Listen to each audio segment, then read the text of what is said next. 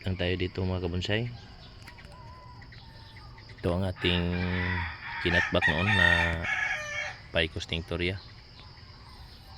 Ito balak ko na itong kunin kasi mukhang wala siya proportion dito. Ito ang aking gawing first branch.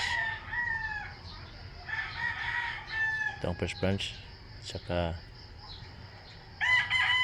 ito naman ang aking gawin na second branch. Ito yung mga ibang runners kukunin ko na yan, pero hindi sa ngayon. Ito lang muna ang aking gawing second branch. At saka ito ay dito tayo, ito ang third branch.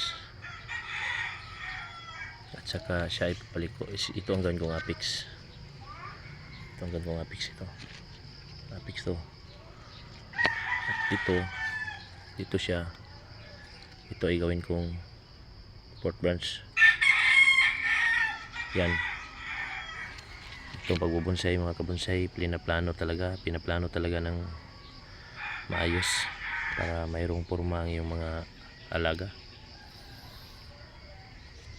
Ito kunin ko na to, runners, pero hayaan ko muna sa ngayon para sa paglaki ng kanyang puno. Okay mga kabonsay, follow for more tips.